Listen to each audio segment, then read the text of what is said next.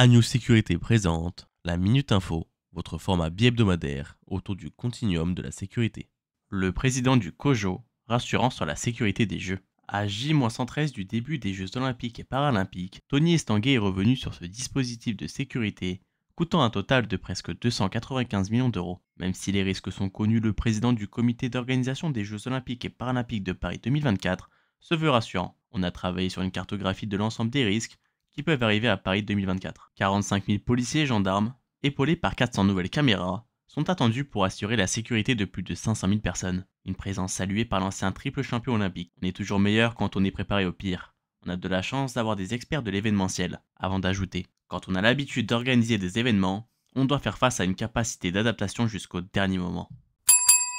Les métiers de la sécurité privée et publique, représentés au Mans. Mardi 26 mars 2024 avait lieu au Mans, au siège de la Chambre de commerce et d'industrie, un forum dédié aux métiers de la sécurité privée et de défense, piloté et organisé par la préfecture de la Sarthe, gendarmerie, police, douane, armée, pompiers, services pénitentiaires, sûreté ferroviaire et plusieurs entreprises de sécurité privée se sont retrouvés pour présenter leur mission du quotidien. De 14h à 17h, ces professionnels de la sécurité ont répondu aux vastes questions, dans le but de mettre en avant leur métier. Un nouveau guide de la sécurité des données personnelles, destiné aux délégués à la protection des données, responsables de la sécurité des systèmes d'information, informaticiens, juristes ou à la CNIL.